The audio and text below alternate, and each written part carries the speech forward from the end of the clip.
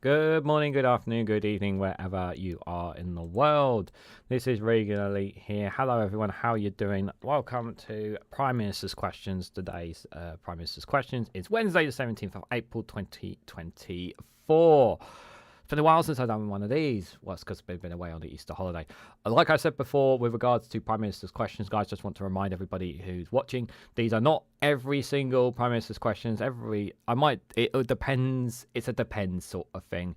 But I am very interested to see this Prime Minister's Questions and do this one with you guys. Considering that we've had the smoking ban, obviously the talk this week is going to be about Rwanda. The Rwanda bill obviously got rejected as well. I'm sure that Rishi Sunak will push the Jeremy Corbyn button and use some attack lines on Angela Rayner somewhere along in his schemes. Are we expecting to get any concrete answers from the Conservative Party today? No. Are we going to get some absolutely pointless questions from the Conservative benches? Yes. Are we going to get some feasible questions and logical questions from the SNPs with no direct answers from the current government? Yes. That's very, very likely as well. And good morning still technically. It's still technically morning. Good morning, Akismad, or afternoon. How you doing, buddy? Good to see you. We are just a few minutes away. Well, still got a couple of minutes, obviously, before Prime Minister's question. Just gonna double check. Yeah, they're still just rambling on. Ollie is here. He does not like PMQs. He does not like me doing Prime Minister's questions. He really thinks it's a complete waste of my time. But you know, it's part of the proceeding, Ollie. You know, we it's part and parcel. You know, it just comes with the territory now. So I have told Ollie this, but you know, hey ho, that's his opinion and he's entitled to it. We will be back later tonight with the Snowflake Watch. So if you got nothing else planned later tonight, guys, at 8 p.m. UK time, feel free to come and check me out there, and we'll be covering some various stories there. We'll obviously have a look. I don't think Trump was asleep at today's last night's trial hearings. My understanding was he wasn't nodding off this time around, which makes a change obviously there as well. I also have got a video we'll be dropping either tomorrow or Friday. It'll be available for members fairly soon once I get the rest of the videos uploaded on my thoughts on the smoking ban and why I actually disagree with this outright smoking ban in comparison to Graham, who thinks it's actually a good thing. I don't agree that it should be outright banned, guys. That's just my personal honest opinion. But I can also understand why people think that way as well. They're still rambling on, guys. I'll show you the screen right now. So they're still rambling on. I will probably pause every now and then if there's anything really important to respond to in kind as well. Suzanne, good to see you there, buddy. Hope you're doing well. Hope you're having a good week as well. All right, guys, good. I hope you guys are all well. I don't know whether or not I will be doing a premiere for Sunday. I have got one ready for Saturday. I don't know if I'm going to do one for Sunday, guys. I have not decided. It depends. I'm not going to do any more recording because I want to look after my voice for the live stream tonight, because I don't think my voice was at its best on Monday's Monday Viewpoint. Oh, good God almighty. Thank God he's muted. Save you guys the benefit of hearing from him. That is for sure. Are you guys looking forward to this? Or are you just like, you know? Let me know your thoughts in the comments below, guys. We are just live streaming on YouTube, not on Not on Twitch, just YouTube on this one, but we'll be dual streaming later tonight as well. I'll be starting in a moment. Ginny Bottle, good to see you there. Hope you're doing well. Yeah, it'll be interesting to hear what's going on. Obviously, they will go. I wouldn't be surprised if they talk a bit about Iran as well, about the attack there. Hopefully, my mic will not get cut off. Yeah, but remember, guys, if my mic goes red and I don't notice, you need to scream and shout in the chat box. Yeah, that's really, really important. Are we still talking? It's gone 12 o'clock. Look, we could get on with it already. I did have a tiny little bit of lunch before this as well. So, as well. Can we get going already? Of research spend, I'd be very. Oh, I need to. You know what would be helpful? It would be helpful if I actually put my headset on so you guys don't hear an echo. That would be a good idea. Sir Lynn Saxby. Question one, please, Mr. Speaker. Prime Minister. Mr. Speaker, we are joined today in the gallery by postmasters caught up in the Horizon IT scandal. It is one of the greatest miscarriages of justice in our history, and that is why we've introduced a bill to quash convictions, delivered Afternoon, schemes Lee. Good to see you. ensure swift compensation, and established an independent inquiry. Mr. Speaker, this morning I had meetings with ministerial colleagues and others. In addition to my duties in this House, I shall have further such meetings later today. Sir Lynn Saxby. Mr. Speaker, does my right honourable friend agree towns like Barnstaple, the main transport hub in North Devon, serving hundreds of square miles, should have a fully functioning bus station, as Lib Dem-run North Devon Council has not reopened now since the pandemic, leaving residents out in the cold with no public facilities? As people start to feel the difference with tax cuts and falling inflation, does he agree we should be making it easier for people to use the bus, come to town and support Barnstable's local economy? And will my right honourable friend join me in calling on the Lib Dems to get on with reopening the bus station? I wonder what caused all those cuts in that area. God, what could have possibly done that, guys? What could have possibly have caused the Lib Dems to be in such a terrible position where they couldn't open the bus service? Could it possibly be the 14 years of bloody austerity that maybe they went through? Well, Mr. Speaker, we know how vital bus services are for communities right across the country. That's why we're providing Devon with £17 million to deliver better bus services, and we introduced the £2 fare bus cap. But I know my honourable friend, the Secretary of State for Transport, was recently visiting my honourable friend, seeing the benefits of reopening Barnstable bus station, and it's clear that the local Liberal Democrats should just get on and do it. I wonder who's strangling their money, guys. I wonder who's strangling their money. Can I too welcome the postmasters in the gallery in their quest for justice? And Mr. Speaker, this week we marked 35 years since the disaster at Hillsborough, and the enduring courage and determination of the families must be marked by the passing of a Hillsborough law. Afternoon, Cathal. Mr. Speaker, we also lost Lord Richard Rosser, a lifelong member of the Labour Party. He will be greatly missed, and our thoughts are with his wife Sheena, his family and friends. Mr. Speaker, I'm privileged to be the proud owner of a copy of the former Prime Minister's new book. It's a rare, unsigned copy. It's the only unsigned copy. It's quite the read. She claims the Tory party's disastrous kamikaze budget that triggered chaos for millions was, her words, the happiest moment of her premiership. Has the Prime Minister met anyone with a mortgage who agrees? What do you think? Mr. Speaker, all I'd say is he ought to spend a bit less time reading that book and a bit more time reading the Deputy Leader's tax advice. Oh, really? You knew it was coming, guys. You knew it was coming. You knew that was coming. Afternoon, Stephen Banker. Good to see you, buddy.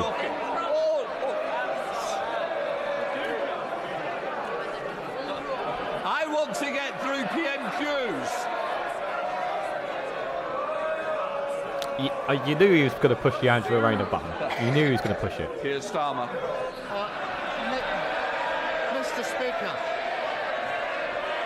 Mr. Speaker, we've got a billionaire Prime Minister, a billionaire Prime Minister. Both of whose families have used schemes to avoid millions of pounds of tax, Hypocrites. smearing a working class woman.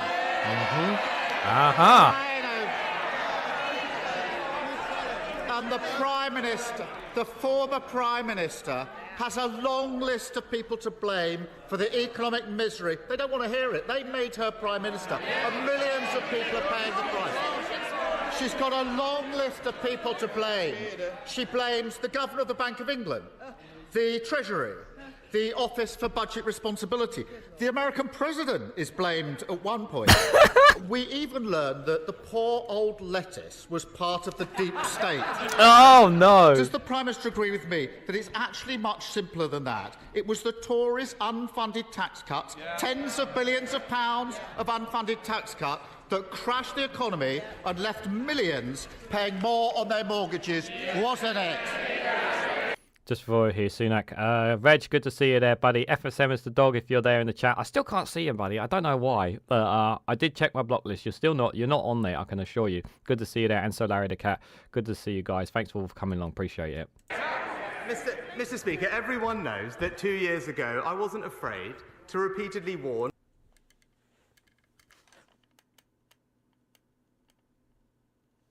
Hearing noises. I shouldn't be hearing noises.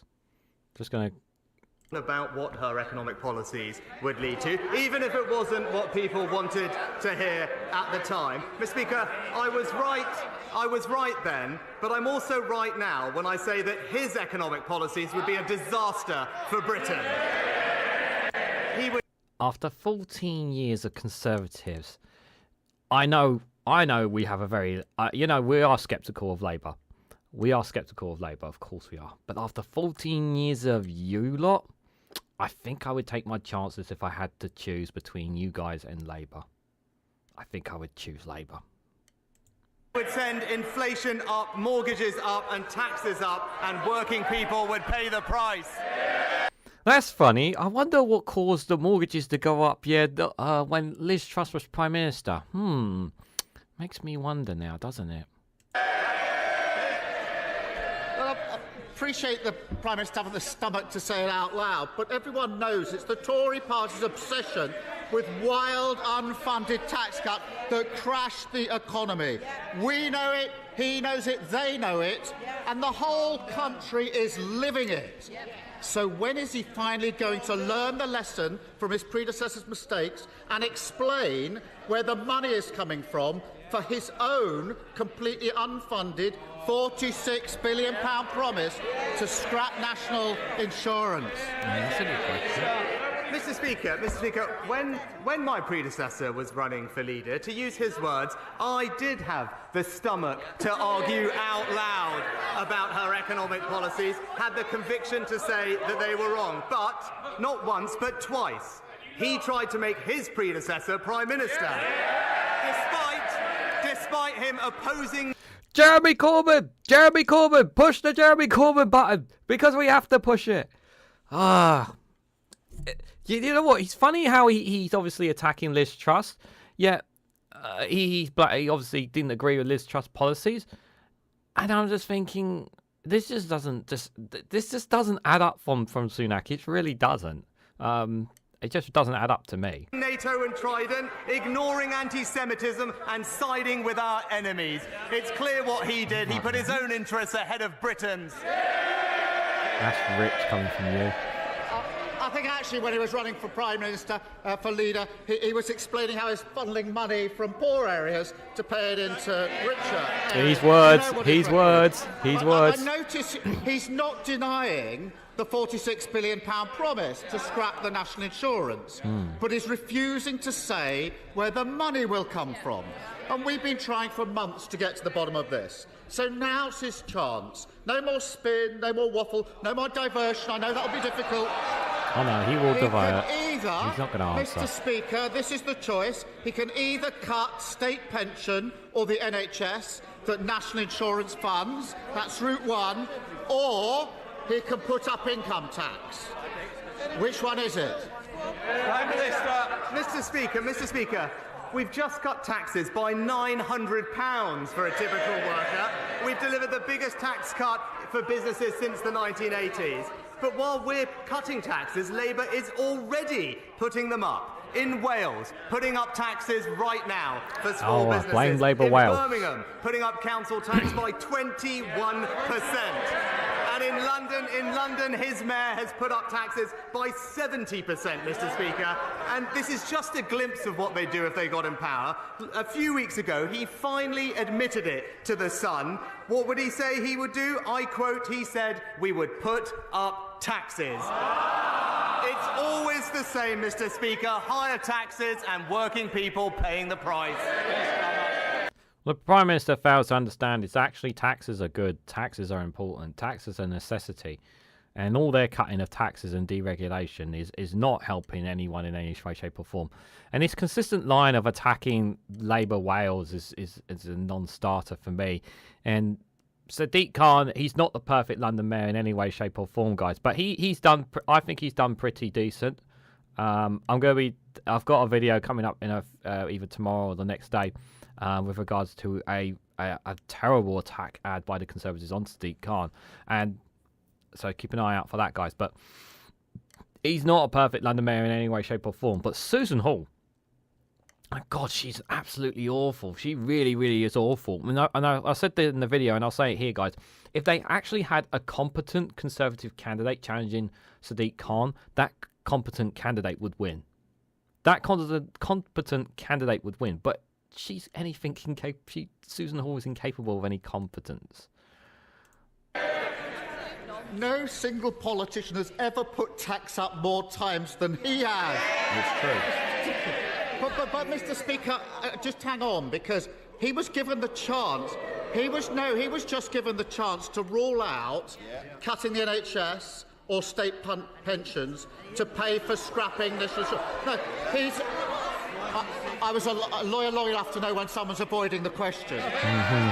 So I'm going to give him another chance. Will he now rule out cuts the NHS, cuts the state pension, or putting up taxes to pay for his unfunded £46 billion promise to scrap national insurance? Which is it? Mr. Speaker, I make absolutely no apology about wanting to end the unfairness of the double taxation on work, Mr. Speaker. The NHS is receiving record funding under this Conservative government. Pensioners... Record funding, guys. The same record funding that's going into the NHS is also going into the private healthcare sector, which we also don't talk about. It's also going on to consultants that we shouldn't have to need because we don't have enough workers in the NHS. Whose fault is that? Oh, that's right, it's Brexit as well. There's lots of money being wasted as a result of policy and decision making being made by your government, which is why so much money of that record amount of money going into the National Healthcare Service is wasted. Have just received a £900 increase under this government. But if he wants to talk about tax, let's have a look at what Labour's brand newly appointed tax advisor has to say. This advisor, I'm sorry, isn't this Prime Minister's questions? Supporting pensioners is a complete disgrace, Mr. Speaker. He believes their free TV licences are ridiculous. And if it wasn't bad enough, this advisor has called for increases in income tax, in national insurance and VAT. It all makes sense now. That's who the Shadow Chancellor's been copying and pasting from. So this is genuinely extraordinary. Two chances to rule out... Mr. Nice, Speaker, Satu. Good to see you. Two chances to rule out cuts to state pension, cuts to the NHS, or income tax rises to fund his promise to abolish national insurance. Order. Mr. Hull, I want you to set a good example, not a bad one. Keir Starmer. Good example. Mr. Speaker, this really matters. He's had two chances to rule out these cuts to NHS, cuts to tax or pensions or tax rise. This matters to millions of people watching who want to know what's going to happen to their NHS and pension. It really does matter to millions of people who are watching. So I'll be really generous now and give him one last chance. No. Very simple, very clear. Is his £46 billion promise to abolish national insurance being paid for by cuts to the NHS, cuts to the state pension, or yet another Tory tax rise? This will turn into an attack line on Keir Starmer, and he's going to point out some points about Labour, saying Labour are going to do this, Labour are going to do that, Labour are going to do these things if you vote them in. And then it's like, yeah, but we've had you for 14 years. What do you think? You know, we've had you guys for 14 years. I'm going to guess it's going to be somewhere along those lines is what Sunak is about to say. Mr. Speaker, he's really got to keep up, Mr. Speaker, right?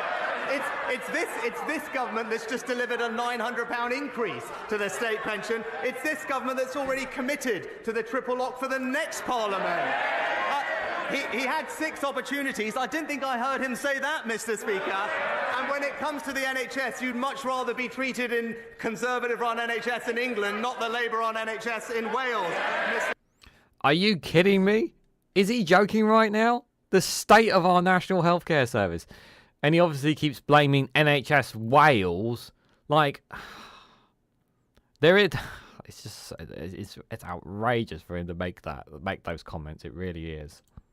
Mr. Speaker, but it's another week where all we heard is political sniping, Mr. Speaker, not a word about their plans for the country. He's failed to acknowledge that since we last met, taxes have been cut by £900, state pensions gone up, free childcare has been expanded, wages have risen for 9 months in a row, Mr. Speaker, and just today, inflation down again to 3.2%. Our plan is working and the Conservatives are delivering a brighter future for Britain. It's so funny how he says that, and yet I'm just not feeling it, you know. There's just so many issues, and yet he talks like everything is fine. He's deluded, guys. He really, really is deluded, to say the least. That's how it comes across to me, like someone who's saying everything is perfect, everything is rosy, everything is fine. And just like, no, it's not. It's not.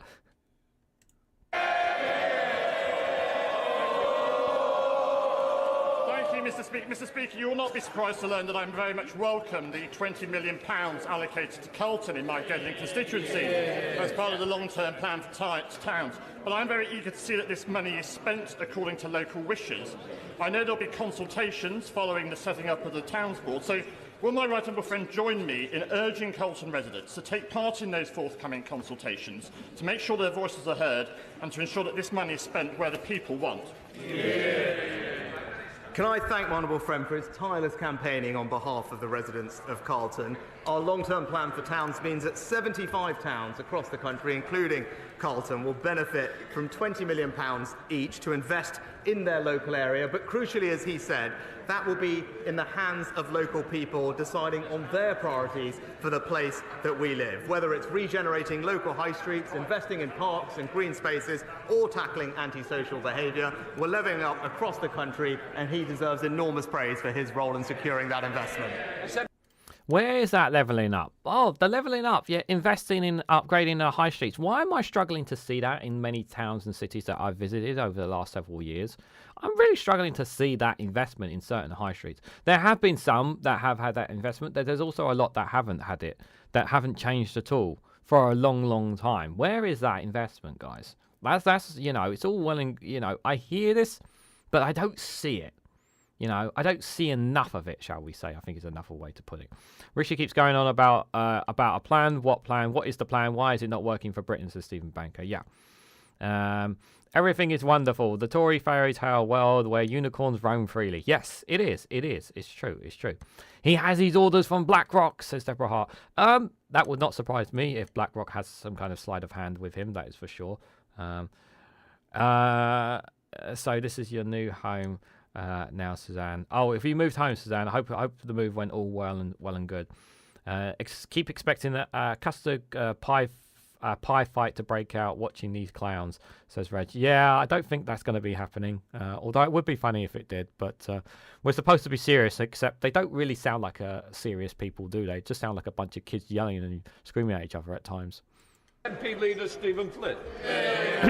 Thank you, Mr. Speaker. This week, a former Prime Minister who oversaw a financial crash before being unceremoniously turfed from office told the public the truth, and I'm not referring to that one, Mr. Speaker.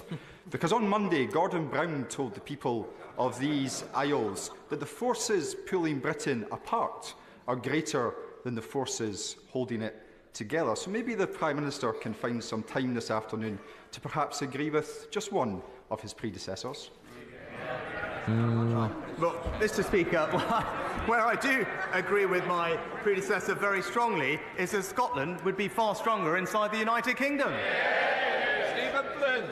Mr. Speaker, of course, where Gordon Brown was also correct was in stating that Scottish independence is not simply off the agenda. And indeed, those remarks were echoed just yesterday by the General Secretary of the Scottish Trade Union Congress, who stated that it remains an unresolved issue, Mr. Speaker, before going on to state, and I confirm, and they may laugh at her, but she said, that can be a very dangerous place to end up in when you are not allowing people to express their wishes in a democratic manner. Yep. So may I ask the Prime Minister, does he welcome the fulsome, wholehearted and warm support of the Labour Party in denying the people of Scotland that opportunity to have a say over their own future?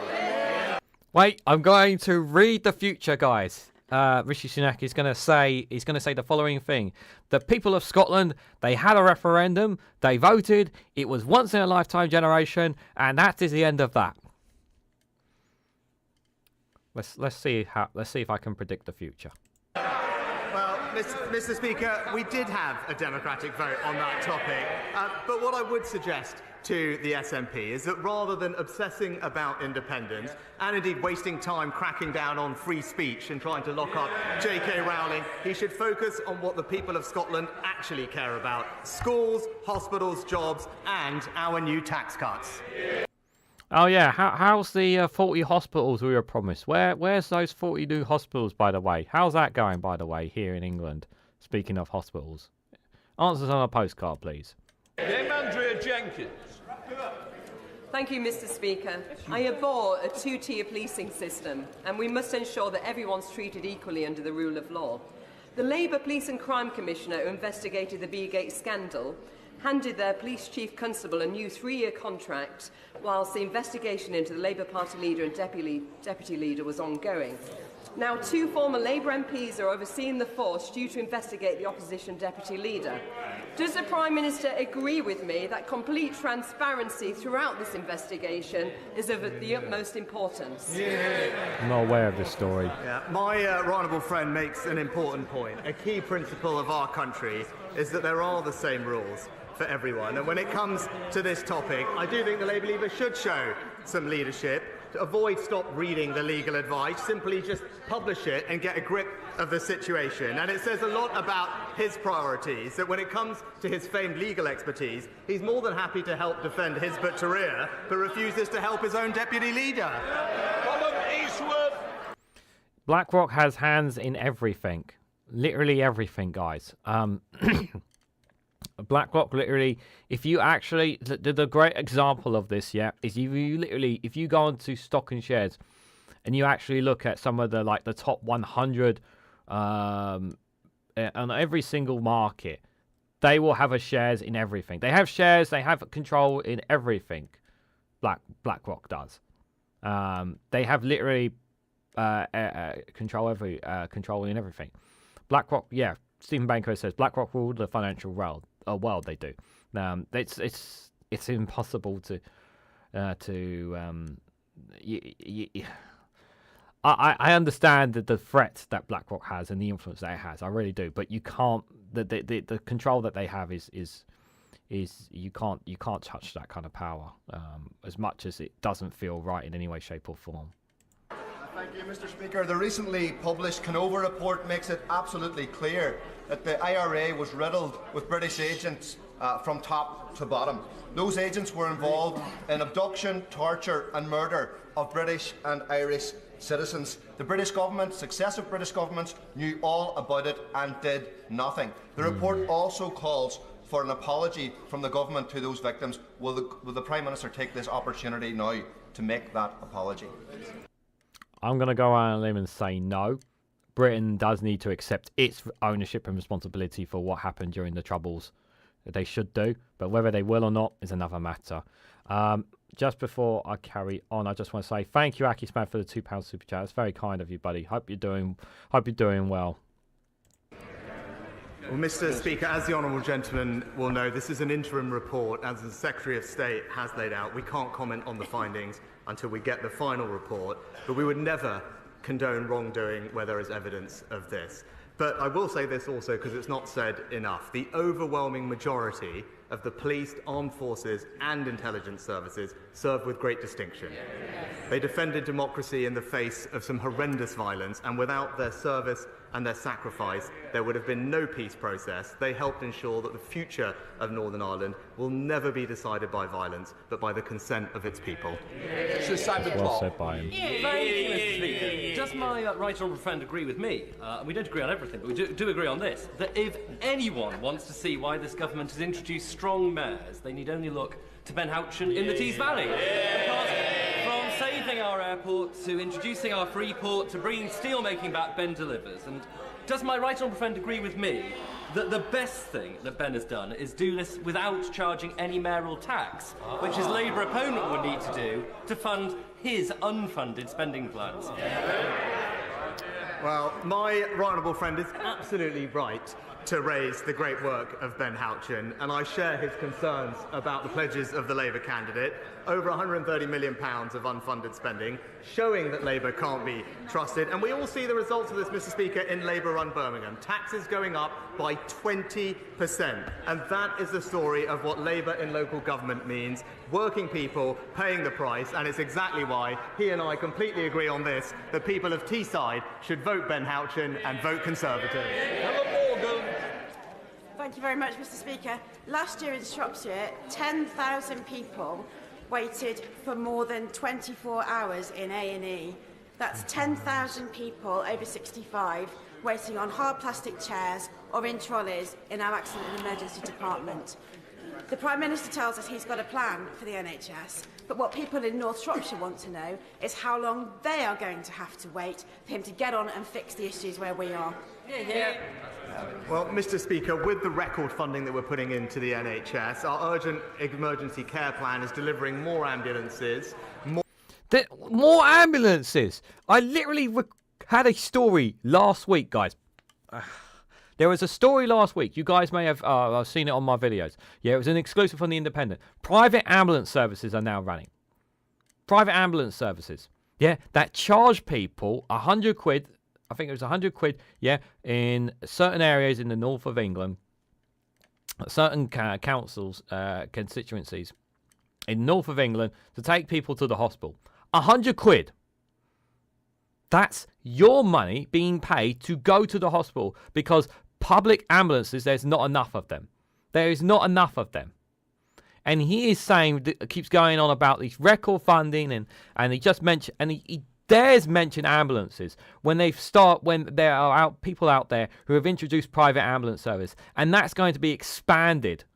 By the way, that's going to be expanded because while people can't get the ambulance service they need, they're going to end up putting their hand in their pocket, yeah, because they need that private ambulance service.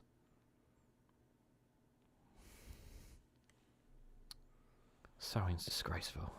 More beds, but also faster discharge through our hospitals to speed the flow, and that plan is working. Of course, there's more to do, but this winter we saw ambulance and A&E waiting times improve from the year before for the first time in many years, and if we stick to the plan, we'll continue to deliver improvement for her constituents and everyone else.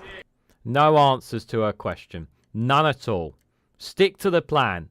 Stick to the plan is his answer to this crisis. Gareth Johnson. Thank you, Mr. Speaker. Mr. Speaker, in 2010, somebody earning £15,000 a year paid £1,700 in income tax. Today, somebody earning £15,000 a year pays less than £500 of tax. So does the Prime Minister agree with me that this has helped create jobs, growth and self-reliance? No, I think they should be paying a bit more tax. Considering the situation that the country is in, I think we should be paying more tax. My honourable friend is quite right, and because of our plan, the economy, after a tough few years, has indeed turned the corner. Inflation has fallen from over 11% to 3.2%. It's forecast to return back to target. How's our GDP growth, Rishi Sunak? How's our GDP growth? Are we the fastest growing economy in the G7? Are we doing that well? In just a few months, a year ahead of expectations, and that's why, Mr. Speaker, we've been able to cut people's taxes, a tax cut, as he mentioned, worth £900 for an average worker, which, by the way, is part of our plan to end the long-term unfairness of the double taxation on work. Sir Alday. Thank you, Mr. Speaker. 4 years ago, my constituent Juliana was drugged and raped by her then boyfriend. After his conviction, Juliana was advised that reading a transcript of his trial would help her to come to terms with her experience. But when she requested that transcript, she was told that she would have to pay more than £7,000. What? Astonishingly, Juliana is not alone. I have heard about victims who have been quoted fees of up to £22,000 just to read trial transcripts that are part of their own story. What? Mr. Speaker, justice should not have a price tag. The Liberal Democrats' amendment to the Victims Bill would give all victims the right to read sentencing remarks and summings up free of charge. Juliana is here in the gallery today, and she asks if the Prime Minister will support that amendment. Will he look her in the eye and say yes? Oh, God. Mr. Speaker, I'm extremely sorry to hear about Juliana's case, and my sympathies with her and indeed her family. We are committed to improving victims' access to court transcripts to help them move on and rebuild their lives. We already offer a free service to families of homicide victims, for example, and that's why we have already committed to a one-year pilot to help identify the current demand, inform our next steps, and alongside this, we're actively looking at other options to immediately reduce the costs. James Sunderland. You didn't answer the question. It's a simple yes. Why should anyone be paying for that? That's outrageous. That is so outrageous. I cannot believe that story. That is so outrageous. For their own trial. I just cannot believe that. That is so outrageous. Absolutely outrageous. I'm absolutely in disbelief, guys. I really am. It's just absolutely disbelief. Mr. Speaker, Bracknell Forest Council has a particular challenge with special educational needs, and I'm keen to support them. I am grateful to the Government for the recent SEND review, the significant increase in resources and the bespoke safety valve programme for Bracknell, but additional school places are needed now. Could the Prime Minister please agree today to release the funding for our new SEN units at Sandhurst and Edgebarrow schools and commit to fully funding up front our new SEN school in Crowthorne? Can I thank my honourable friend for highlighting how Bracknell Forest Local Authority has worked positively with the department through the Safety Valve programme, and as part of that agreement, over the next few years the council will receive £16 million in extra funding to provide the vital education that my honourable friend's constituents deserve. I'm told that the department is still reviewing capital bids for the Safety Valve programme, but they will be in touch with local authorities directly as soon as possible. Daniel Zagler. In the exchanges earlier, we didn't hear much of a defence from the Prime Minister of his predecessor, so perhaps he could tell the House, what does he consider to be her greatest achievement? Well, Mr. Speaker, Mr. Speaker, while the party opposite were busy trying to take us back into the EU and reverse the referendum result, my predecessor was signing trade deals around the world, which have now meant, Mr. Speaker, that Brexit Britain has overtaken the Netherlands, France and Japan to become the fourth largest exporter in the world. Yeah, I'm just struggling to feel that, you know. Yeah, I'm still, exporter. Yeah, I'm still not feeling. I'm still not feeling the benefits of Brexit Britain. But he was asked the benefits of the predecessor. I don't think Liz Truss. That's really some of her benefits. I think that's more Boris Johnson, if I'm honest. But give or take, they're still both were terrible prime ministers, just like you were, Rishi. Thank you, Mr. Speaker. My constituent, Claire Massey, and one of her two children almost lost their lives in a fire at her home in February 2023. Since then, Claire has been a victim of bullying by aggressive claims handlers and negligent and unprofessional conduct, including violating a policy and withdrawing alternative accommodation by the insurer, Policy Expert, part of the accredited Insurance Europe Group and Limited Trinity Claims Management. Claire has raised institutional failings with the Financial Conduct Authority, which appears toothless. She's also successfully raised individual issues with the Financial Ombudsman, but the delaying tactics of the insurance means she is no closer to a resolution. Claire is here in the gallery today and is asking, will the Prime Minister meet with her and me to look at how we can better protect consumers against bad practices in the insurance industry? And does he agree with me that it is time to establish an Office of the Whistleblower? My honourable friend is an excellent campaigner on behalf of her constituent, and can I extend my sympathies to Claire and her family. Whilst I can't comment on individual cases, I'm sure she'll understand, I know that the Financial Conduct Authority does have the powers that it needs to take action against firms that breach its rules, and further customers can contact the Financial Ombudsman Service, whose decisions are binding on insurers. But I will immediately ensure that the relevant minister meets with my honourable friend to look more closely at the specific issue and the case that she raises. Ukrainian Member of Parliament Mykola Stefanchuk is in the public gallery this afternoon. I'm sure we all wish to welcome him and wish Ukraine, Slava Ukraine. Mykola has told me that Ukraine has the people, Ukraine has the courage, but Ukraine does not currently have the weapons and the air defence to secure her freedom. In light of today's Russian attack on Chernihiv this morning, which has killed at least 10 and injured many more, can I ask the Prime Minister, will he respond to President Zelensky's statement that this would not have happened if Ukraine had received sufficient air defence equipment? Now, I just want to cut in here because while I generally understand the question, I understand why this, but I generally don't think this to imply that the UK is not giving enough to Ukraine, I think is a tad bit harsh on this government. I generally do, guys. I think we've given a lot to Ukraine, and we still intend to keep giving as much support as we possibly can to Ukraine. But the crux of the one of the biggest issues right now is America is holding back on their support aid package to Ukraine. That's one of the bigger issues that needs to come through to help get them what they need.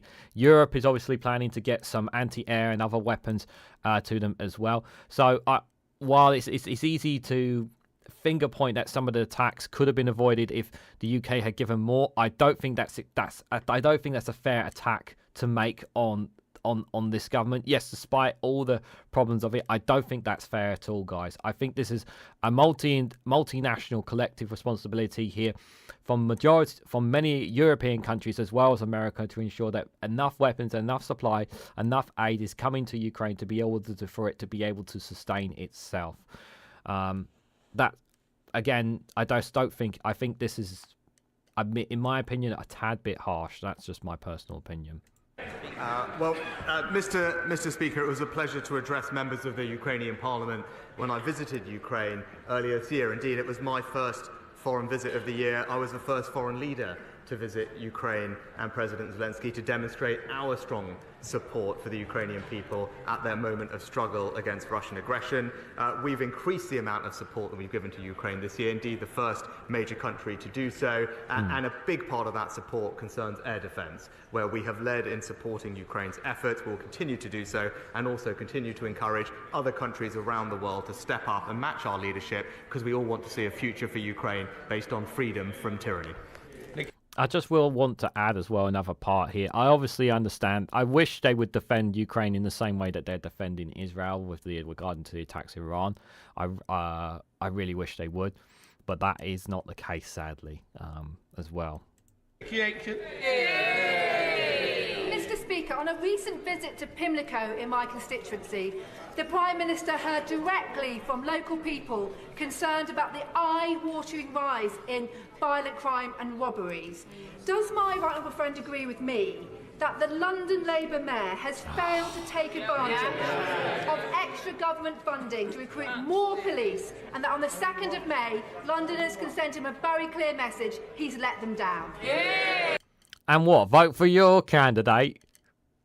Get out of here. Mr. Speaker, Sadiq Khan is failing London. While burglary is down across England, it's up in London. Violent crime down across England, but up in London. And the Labour Mayor is the only one of 43 police and crime commissioners to have missed his police recruitment target. Londoners will have a chance, Mr. Speaker, to cast their vote on the 2nd of May, and I hope that they kick him out, because we all know they'll be safer with Susan Hall. Are you kidding me? The same Susan Hall that doesn't even know how much a bus fare costs in London. Thank you, Mr. Speaker. My local community is reeling from the discovery of 35 bodies and unidentifiable cremated ashes at a local funeral home. Their pain has been made worse when they realise the funeral plans they'd used their life savings for were fake. Does the Prime Minister agree that in these unique and limited circumstances, banks should offer discretion when deciding if chargeback applies to payment refunds? There should be an exemption here. Can I express my sympathies to the families affected by the case that the Honourable Lady raises? I believe that Ministry of Justice are urgently looking at the matter that she's raised. I'll ensure that someone gets in touch with her as soon as possible. Derek Thomas. Hopefully so. Robotic surgery allows laparoscopic surgery to be performed with increased precision, flexibility and control. This can result in reduced patient complication rates, reduced length of stay in hospital and reduced hospital readmissions. However, there is currently no robotic surgery provision in Cornwall.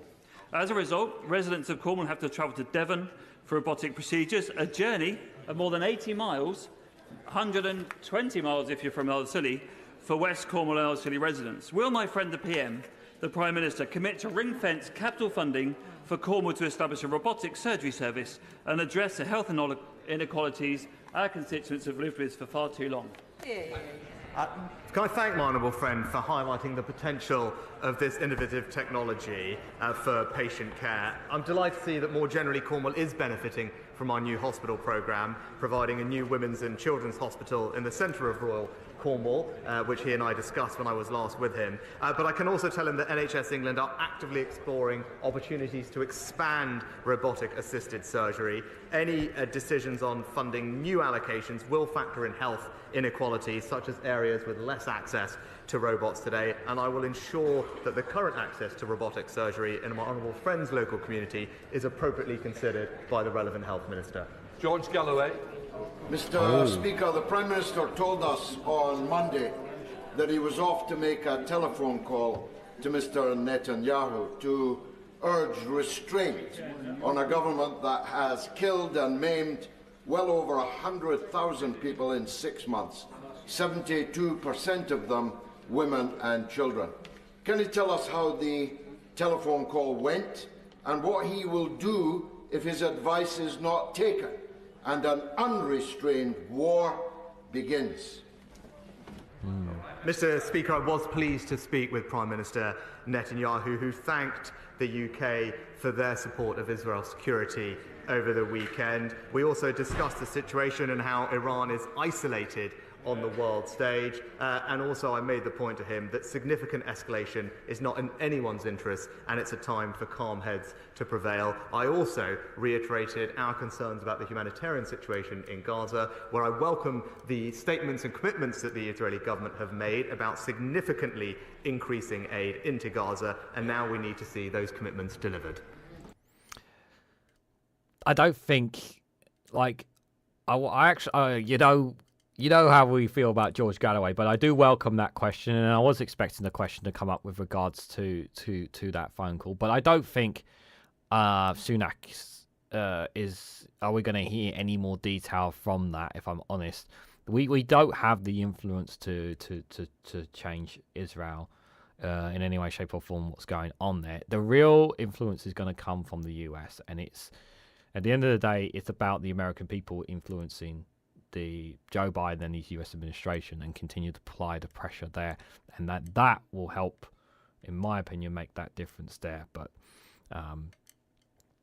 I think it was a fair and reasonable question from Galloway, despite our vigorous differences with him. That is for sure. Nigel Mills. Thank you. The residents in Smalley and Denby are now faced by two huge solar farm applications with only a 500-metre gap between them. And both sites are wholly in the Greenbelt. Thank you, So Axis would the Mad. Prime Take Minister care, buddy. agree we should change planning guidance to make it absolutely clear that productive farms in the Greenbelt are not the right place for solar farms, and the investment and the time being spent should go on sites that might be appropriate, like car parks or brownfield land or roofs of industrial buildings, rather than wasting people's time and causing fear like this? Now, the car park idea, I'm totally in favour of what he just said there. So, some of you may or not have seen a video a while back from All Shorts on his channel, where he showed that there was a law in France where any new car parks that are built, they have to build roofing on top of the car parks, and those roofings are fitted with solar panels. I'm all in favour of car parks having solar panels, and I think that should be something that should be expanded. I think that we should even go as far to say maybe we should be looking into a change in the law that enforces it. Not straight away, but something that should be coming down the pipelines, so that companies that own car parks need to look at investing in solar panels that contribute towards the energy grid, the national grid, that helps reduce our energy bills. I'm all in favour of that. I can understand. I'm a bit torn on the greenfield sort of thing. I can understand that argument case, whether you agree or disagree with it or not. But there are other ways, obviously, of having solar panels installed, not just on greenfields, but obviously on top of people's houses. There needs to be more incentives to continue to incentivize more people to have solar panels on their homes. That will help reduce the bills for everyone. But there's lots of other issues with energy, not just with solar panels, as I'm sure you're all aware. Well, Mr. Speaker, my honourable friend is right that particularly at a time of increased geopolitical risk, we must protect our nation's food security and therefore our most valuable agricultural land. Yeah. We do want to see more solar, which is one of the cheapest forms of energy, but, as he said, on brownfield sites, rooftops, and away from our best agricultural land. And that's why our recently published National Infrastructure Planning Rules set out the requirement for solar not to be placed on what is described as best and most valuable versatile land where possible. The Energy and Environment Secretaries are ensuring that developers and planning authorities strike the right balance so that we can deliver what he wants, which is more British food grown here at home. That's from McKinnell. Out recently with Chris McEwen, the mayoral candidate in Teesside, it was clear that residents are really worried about crime. Levels in Tory-run Teesside are some of the highest in the country. Residential burglary rate is 52% higher than anywhere else in the country. When will the Prime Minister realise that he's not only lost control of his party, but of crime in this country too? I mean, Mr. Speaker, what a joke, right? We've got police and crime commissioner elections across the country, and the honourable lady really should look at the record. Under this government, crime has been cut by 50%. 20,000 more police officers. But here are the facts, and this is why it's so extraordinary to hear what she said. People with a... Here's a fact for you, Rishi Sunak. Here's a fact for you, yeah? When you talk about the 20,000 police officers, who cut 20,000 police officers beforehand, guys? Do you want to know a history lesson? Guess who took away 20,000 police officers throughout this time? It was the Conservatives. And then they recruited 20,000 more. They took 20,000 away and they brought them back in bits and bobs to make it say, look, we've recruited all these police officers. The same ones we took away, but you're not supposed to talk about that. Labour Police and Crime Commissioner are more likely to be victims of burglary and twice as likely to be victims of robbery. The facts completely speak for themselves. Vote Conservatives for safer streets.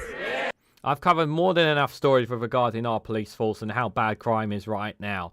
So what he's talking about, he's talking absolute bloody nonsense. Thank you, Mr. Speaker. Every month, my constituency, the Labour-run Warrington Council, spend nearly £4.5 million on interest payments to cover their £1.8 billion debt. Borrowing they've used to spend on an energy company that went bust, offices in Birmingham and Manchester, and even a business park that they purchased through an offshore company, presumably to avoid paying tax. Does the Prime Minister agree with me? It's time to send in the inspectors. Warrington Council has gone too far in its money-making schemes, and local councils should focus on delivering great services, and the way to achieve that is vote Conservative on the 2nd of May. I'm going to disagree with that last part. Well, Mr. Speaker, this year the government announced a further £600 million in extra funding for local councils. How's that going? How's that funding going, Rishi Sunak? How's that funding going? That's funny, because I'm hearing a contrast in what media and what people on the ground are saying, you know, when it comes to this record investment of funding in local councils, guys. How do you think that's going, guys? You know, I'm still not seeing it in every single council. Maybe in the Conservative ones where they're getting more money, but I'm not seeing that record-breaking investment in local councils.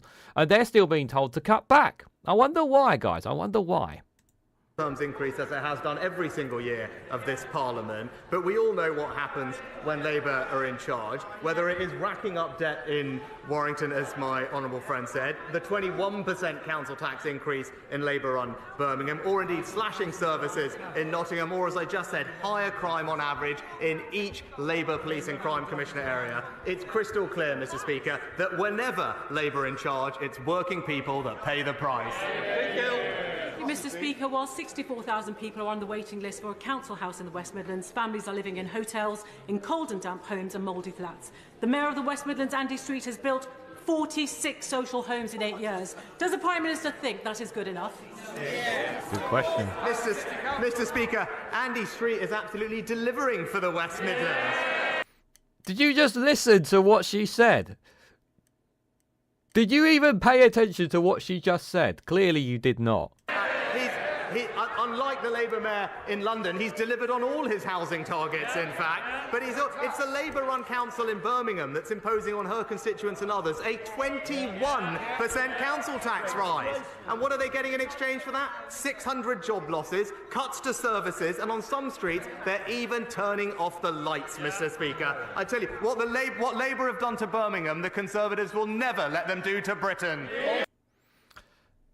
Now, it's very important to clarify, we've talked about Birmingham as well. I cannot defend Birmingham in terms of the way that the Labour councils there have when it comes to handling their finances.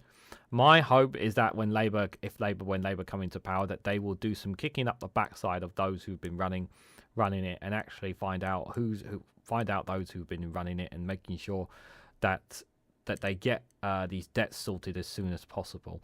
As for the just that little quip there when he said about turning off the lights, most turn off their lights anyway from like 1 a.m. Turn off some of their street lights from like 1 a.m. to 5 a.m. anyway, because they're not normally worth keeping on certain streets. I would say on main roads, yes, but certain ones they don't even keep them on. But yeah, we just yeah, I can't really defend Birmingham too much here, unfortunately. Thank you, Mr. Speaker. Mr. Speaker, can I just ask the Prime Minister to thank his right honourable friend, the Secretary of State for Transport, for further meetings with Hitachi this morning, indeed with the union representatives. We're all glad to see what's happened with Alstom yesterday, but it's important that we do the same to support the factories up at Hitachi in Aycliffe. Well, Mr. Speaker, can I thank my honourable friend for his role in championing the rail industry in the UK. As he rightly said, the Department for Transport and the Secretary of State have been actively engaged with companies to ensure we have a robust supply chain. And as he knows, we're investing record amounts in rail investment, particularly in the north, and we're pleased to see that that's being delivered. Is it being delivered? Oh, no. Oh, sorry. What happened to HS2? Oh, that was scrapped. Right. Yeah, forgot about that. Question, Nazsha. Thank you, Mr. Speaker. The Prime Minister is no doubt aware of the collapse of SSV law, and many constituents, including hundreds in my constituency, have been affected and have bills of hundreds, up to hundreds of thousands, One constituent had to sell his wedding gifts, and his father had a heart attack with the stress. People are having to pay literally The their last one, pension Stephen costs Banker. and getting bills and bailiffs knocking on the door. Will the Prime Minister meet with me and my constituents, representatives of the collapse of SSB law, and make sure the government responds to something that is an injustice that's happened to people across the country? Well, Mr. Speaker, I'm sorry to hear about the situation impacting the Honourable Lady's constituents. I'll be more than happy to make sure the right Minister looks into it and we get back to her as soon as possible. That completes Prime Minister's questions. Right, that completes Prime Minister's questions, guys. Thanks, Stephen Banker. Take care, buddy. Just our final thoughts on it.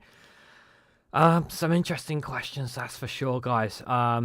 Was it really Keir Starmer's best performance? I think he was all right. Going with the attack lines on Liz Truss, I thought was probably the right thing to do. I'm surprised nothing was mentioned of what happened in Brussels yesterday, but there you go. Nobody would decided to bring that up. Some interesting questions to say the least.